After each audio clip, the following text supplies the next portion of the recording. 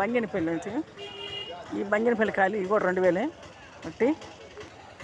ఇక చూడండి ఇవి కూడా మొత్తం బంగినపల్లి 2000 రూపాయలు అంట ఆ బాక్సు. ఏ లెక్కన అమ్మాలి మేము తీసుకున్నా, ఏ లెక్కన అమ్మాలి? బాగున్నాయి రేట్లు. ఇంత రేట్లు మేము అమ్మలేము అసలు. తాడేపల్లి రేటే పోదు అసలు. తాడేపల్లి అంతా చీప్ క్వాలిటీ. మరి ఏమండి బాక్స్ ఎంత అండి? 1300. ఏం కాయలండి? కాయ ఏం కాయ అంటున్నది? తోటాపూర్ అంట. ఈ కాయ చింతకుంది. ఇదేమో ఇది ఏం కాయ అంటారు దీన్ని?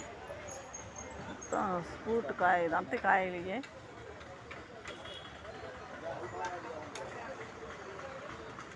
ఏమండి ఎంత అండి బాక్స్ వచ్చి 500.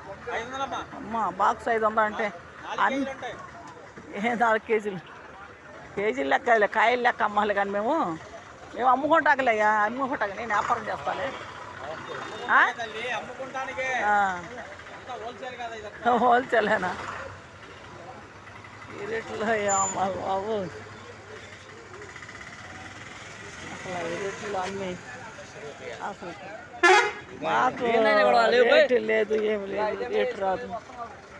ఎన్ని కాయలు అయ్యాను.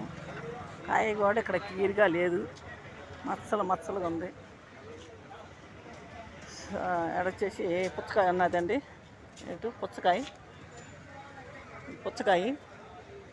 పుచ్చకాయ అనేది ఉన్నాయి. మామిడికాయలు ఇక్కడ కూడా మామిడికాయ. కానీ కొనలేము, రేటు బాగుంది. ఇంత రేటు మనం కొనలేము, రేట్లు ఎక్కువ చదువుతున్నారు అసలు. పుచ్చకాయలు కాయలు మారుకొట్టుకొచ్చినాను. అన్ని రకాల కాయలు ఉన్నాయి, కానీ అన్ని రేట్లుగానే ఉన్నాయి. ఏది తక్కువ లేదు రేటు. మరి ఈ రేటు మాకు తాడేపల్లిలో నడవదు. అంత రేటు మీద తాడేపల్లి అంతా చీప్ క్వాలిటీ. 200, 300, 150కి అడుగుతారు అక్కడ. కాయని కూడా ఎడకి తిరగేస్తూ ఉంటారు, తిప్పుతూ ఉంటారు, మొత్తం నలిపేస్తారు కాయని. కాయ క్వాలిటీ కూడా ఉండదు. ఇవన్నీ తీసుకెళ్తాము, ఆడికి వెళ్ళి కాయ నలిపేస్తారు. కాయ బాగుండదు. ఇదంతా అదేను. అంతా వెళ్ళి అన్నీ మారుకొట్టాను. వాళ్ళని కొత్తగా వచ్చాము మార్కెట్కి. మామూలుగా అంతకుముందు మా పాప తెచ్చేది కాయలు. ఇవి మొత్తం అయ్యాను. యాపిల్ కమలా కూడా వచ్చింది. ఈ దానిమ్మ, పుచ్చకాయను బొప్పచ్చకాయ అన్నీ ఉన్నాయి దీంట్లో కూడా. ఏమి రేట్లు కొన్న కాయలు. ఐ రేట్ల మీద ఏం అమ్ముతాం అర్థం కావట్లే మాకు. తాడేపల్లిలో ఉండదు, ఆ రేటు ఉండదు. తాడేపల్లి అంతా అసలు చీప్గా అడుగుతారు. చీప్గా 100కి 150కి. ఏ కాయాన్ని ఎత్తుకెళ్ళు, తక్కువ రేటేను. ఎక్కువ రేటు పెట్టరు అసలు తాడేపల్లిలో. ఎసమంటోళ్ళు సరే, ఉన్నోళ్ళు సరే, లేని వాళ్ళు సరే తక్కువగా అడుగుతారు. అంతా తక్కువగా. మొత్తం అదే మార్కెట్కి వచ్చాను వాళ్ళ. ఇక్కడ పుచ్చకాయ, పనసకాయ